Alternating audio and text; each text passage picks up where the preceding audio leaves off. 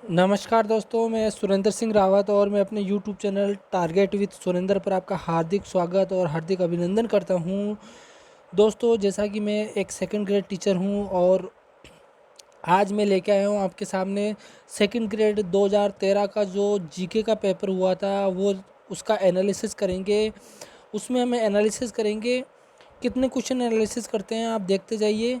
और second grade का जो पेपर है इसका आप स्किप मत कीजिए, इससे आपको आइडिया लगेगा कि किस तरह के क्वेश्चन आते हैं। और नीचे डिस्क्रिप्शन में मेरा टेलीग्राम लिंक दिया हुआ है, जहां आप मेरे टेलीग्राम को ज्वाइन करके सब्सक्राइब करें।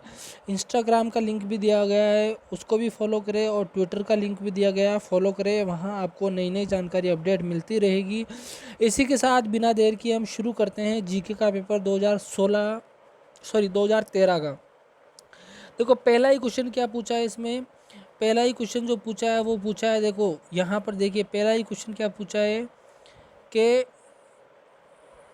निम्न में से कौन सा युग्म सही है। निम्न में से कौन सा युग्म सही है कि राजस्थान की जो भौगोलिक स्थिति है या राजस्थान की जो अक्षांशीय और देशांतरी स्थिति है वो कौन सी सही है इसमें। तो यहाँ पर देखो, 23 डिग्री 3 मिनट से लेकर 23 डिग्री 12 मिनट नॉर्थ और 69 डिग्री 30 मिनट से 78 डिग्री 17 मिनट ईस्ट। तो मैंने पहले ही आपको एग्ज़ाम में बताया था। और इसका साथ में क्षेत्रफल भी दे रखा है, 3,42,239 वर्ग किलोमीटर। अगर आपको क्षेत्रफल याद है तो भी आपका इस क्वेश्चन में काम चल जाएगा। और आपको मैंने कहा था अक्षांश और देशांतर याद ही करने हैं, तो इसमें पहला ही आंसर आपका सही हो जाएगा कि इसकी अक्षांशीय और देशांतर स्थिति क्या है।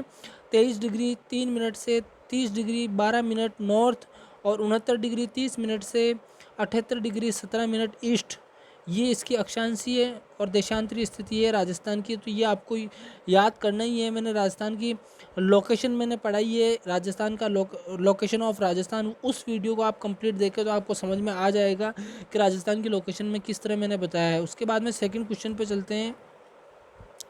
सेकंड क्वेश्चन क्या कहता है। सेकंड क्वेश्चन कहता है कि 1000 मिलीबार की समदाब रेखा जुलाई माह में गुजरती है। कहाँ से गुजरती है जुलाई माह में? तो इसका आंसर आप सोच के बताइए कहाँ से गुजरती है। देखो, 1000 मिलीबार है वो एक तो निकलती है सिरोही से, सिरोही के बाद में वो जाती है उदयपुर, उदयपुर के बाद में वो जाती है प्रतापगढ़ और प्रतापगढ़ के बाद में झालावाड़। यानी इस तरह से कुछ बनती है वो, इस तरह से कुछ बनती है वो। तो आपको ध्यान रखना है कि सिरोही सबसे पहले ज़िला आता है, फिर उदयपुर आता है, फिर प्रतापगढ़ आता है और फिर झालावाड़ से होते हुए एमपी में निकल जाती है। तो ये है 1000 मिलीबार की समदाब रेखा जो राजस्थान के सिरोही और उदयपुर, यानी इसका जो आंसर होगा वो सही होगा। आंसर वो होगा आपके पहला ही, सिरोही उदयपुर और प्रतापगढ़ और झालावाड़ से होकर गुजरती है। उसके बाद में तीसरे क्वेश्चन पे ले चलता हूँ मैं। अपुआ क्षेत्र की दृष्टि से राजस्थान की नदी प्रणालियों का सही अवरोही क्रम है। अपुआ क्षेत्र की दृष्टि से, अपुआ क्षेत्र की दृष्टि से, तो एक्चुअल में इसका कंफ्यूजन है इस क्वेश्चन का कि इसमें आंसर क्या होगा, इसलिए इसको आरपीएससी ने स्टार घोषित किया है। मतलब इसका आंसर सही नहीं है या दो सही है, इस तरह से कुछ इसका क्वेश्चन का आंसर है। वैसे देखा जाए अफवाह की दृष्टि से तो देखो, चंबल सबसे पहले आती है। उसके बाद में अगर हम बात करें तो उसके बाद में अगर सबसे बड़ा अफवाह तंत्र अगर अपन देखें तो चंबल के बाद में आता है बनास का, बनास के बाद में देखो लूनी का और लूनी के बाद में आता है माही का। तो इस तरह आता है, लेकिन इस तरह से कोई ऑप्शन ही नहीं दिख रहा है इसमें, तो इसलिए इसको स्टार घोषित किया है आरपीएससी ने। यानी इस क्वेश्चन का आंसर आरपीएससी ने कुछ भी नहीं माना है। उसके बाद में देखते हैं अपन चौथा क्वेश्चन। राजस्थान में प्रथम योजना काल से अब तक फसलों के प्रतिरूप में क्या परिवर्तन आंकड़े पूर्णांक में घटित हुए हैं। तो इसका सही आंसर हो जाएगा कपास, गन्ना, ग्वार, चारा फसलों, फल, सब्जी, मसालों का क्षेत्रफल 19 से बढ़कर 20% हो गया है। इसका सही आंसर ये हो जाएगा। उसके बाद में ले चलता हूँ मैं आपको नेक्स्ट क्वेश्चन पे, पांचवें क्वेश्चन पे। पांचवें क्वेश्चन पे बहुत ही अच्छा क्वेश्चन है। उत्तर पश्चिमी राजस्थान, इसका आपको गायों की नस्लें मिलानी है, किस क्षेत्र में कौन सी गायों की नस्लें रहती है। तो देखो उत्तर पश्चिमी राजस्थान में रहती है, उत्तर पश्चिमी राजस्थान में राठी, दक्षिणी पश्चिमी राजस्थान में रहती है कांकरेज, और पश्चिमी राजस्थान में रहती है थारपाकर, और दक्षिणी पूर्वी मध्यवर्ती राजस्थान में रहती है गिर। तो इसका आंसर हो जाएगा A B C D. A B C D किस ऑप्शन में? A B C D. इस A B C D option में दूसरे ऑप्शन में, दूसरे ही ऑप्शन में ए बी सी डी है, तो इसका आंसर हो जाएगा दूसरा ए बी सी डी। उसके बाद में नेक्स्ट क्वेश्चन पे ले चलता हूँ मैं आपको। छठा क्वेश्चन, औद्योगिक औद्योगिक संभावनाओं के आधार पर राजस्थान में निम्नलिखित में से कौन से जिले ए श्रेणी के अंतर्गत आते हैं। तो औद्योगिक संभावनाओं के आधार पर अगर अपन देखते हैं तो देखो उदयपुर, अलवर, कोटा और भीलवाड़ा, ये आपके औद्योगिक दृष्टि से जो है वो ए श्रेणी में रखे जाते हैं। उसके बाद में नेक्स्ट क्वेश्चन पे ले चलता हूँ मैं आपको। सातवां क्वेश्चन है, राजस्थान में निर्धनता उन्मूलन की आरंभ की गई नवीनतम योजना कौन सी है। तो इसका आंसर हो जाएगा पश्चिमी राजस्थान में निर्धनता निवारण प्रोजेक्ट, ये इसका आंसर हो जाएगा। उसके बाद में नेक्स्ट क्वेश्चन पे ले चलता हूँ, आठवें पे। आठवां क्वेश्चन जो है वो ले चलता हूँ मैं, आठवें क्वेश्चन पे ले चलता हूँ मैं। इसमें आपको पूछा है कि जो 12वीं पंचवर्षीय योजना में कुल बजट आवंटित किया गया वो किस तरह है। तो आप 12वीं पंचवर्षीय योजना में देखो जो बजट आवंटित किया गया है वो है कृषि क्रियाओं के लिए है आपके ये 6 पॉइंट, और ग्रामीण विकास के लिए 9 पॉइंट, ऊर्जा के लिए है, ऊर्जा के लिए 37%, और सामाजिक कार्यों के लिए हैं ये आपके 34.53, ये आपके लिए। तो इसका आंसर हो जाएगा A B D C, A B D C, A B D C answer हो जाएगा इसका कौन से क्वेश्चन का? आठवें क्वेश्चन का A B D C answer हो जाएगा, आठवें क्वेश्चन का A B D C. A B D C कौन से में है? तो चौथे में ए बी डी सी है, चौथे में, तो चौथा इसका आंसर हो जाएगा। उसके बाद में 9वां क्वेश्चन में ले चलता हूँ। राजस्थान में सीमेंट उत्पादन में प्रमुख जिले हैं। तो सीमेंट उत्पादन में आपको ध्यान रखना चाहिए बूंदी 1 नंबर, चित्तौड़, कोटा, सिरोही और उदयपुर, ये सबसे प्रमुख जिले हैं जहाँ पर सीमेंट उत्पादन होता है। उसके बाद में 10वें क्वेश्चन पे ले चलता हूँ, बहुत ही अच्छा क्वेश्चन है। जैसलमेर में पालीवाल ब्राह्मणों द्वारा विकसित मौलिक पारंपरिक वर्षा जल संचयन पद्धति का क्या नाम है।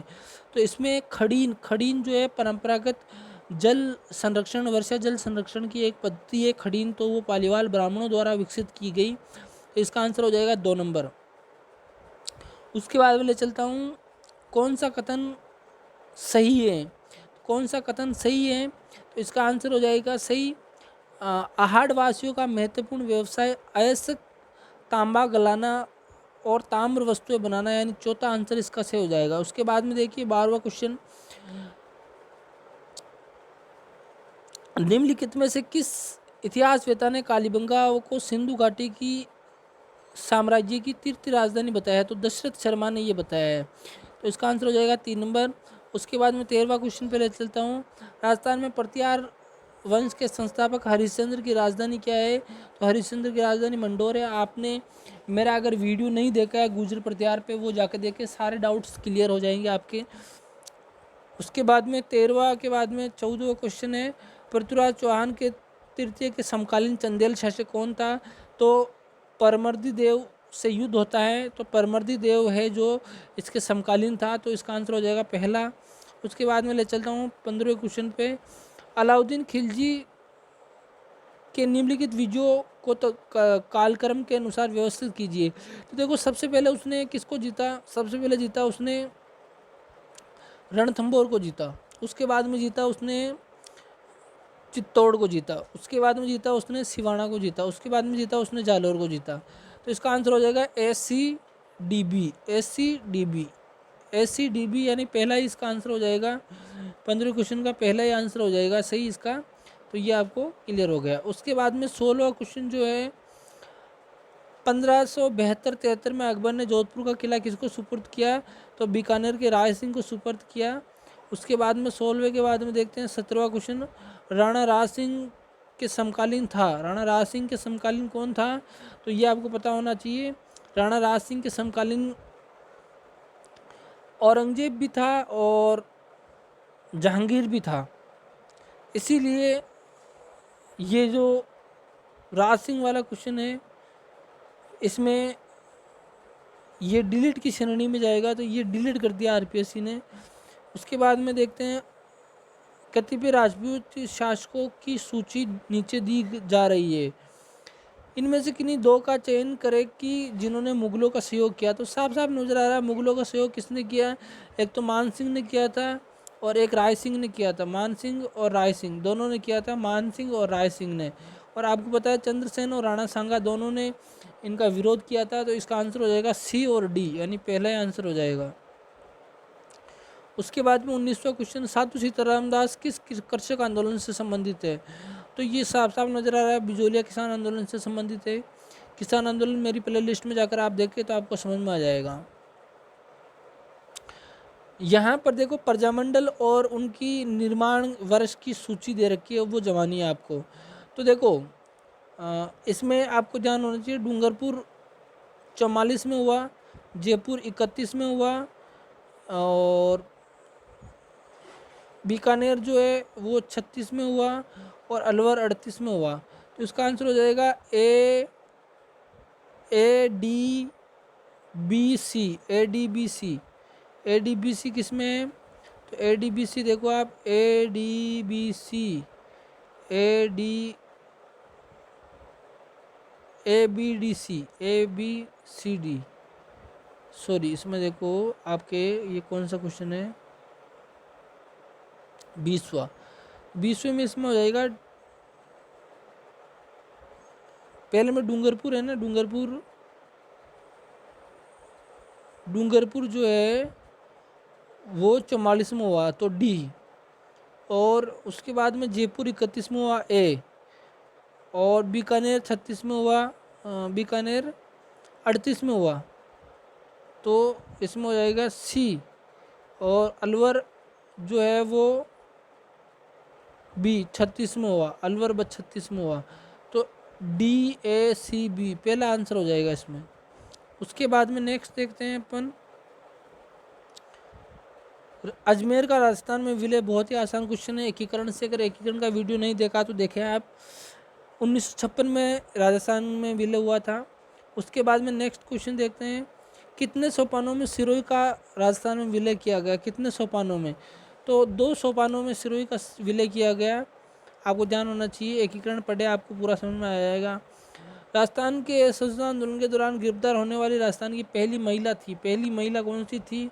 तो इसमें थी अंजना देवी चौधरी। अंजना देवी चौधरी ये पहली महिला थी। उसके बाद में निम्नलिखित नारायणी देवी वर्मा के संदर्भ में गलत कथन कौन सा है? देखो बाकी सब कथन सही है, गलत कौन सा कथन है इसमें? तो इसमें गलत कथन हो जाएगा आपके ये 1957 से 1962 तक वे लोकसभा सदस्य रही। ये इसका कथन गलत है, बाकी सब सही है। उसके बाद में अजमेर के ख्वाजा मोइनुद्दीन किस सूफी सिलसिले से संबंधित हैं? तो ये चिश्ती सूफी सिलसिला है, उससे संबंधित है चिश्ती। तो यहाँ पर ये 25 क्वेश्चन मैंने हल करवाए हैं आज। अगले संडे को 25 क्वेश्चन और मैं हल करवाने वाला हूँ आपको। तो अगर वीडियो पसंद आया तो लाइक करें, शेयर करें, सब्सक्राइब करें चैनल को और अधिक से अधिक शेयर करें। धन्यवाद।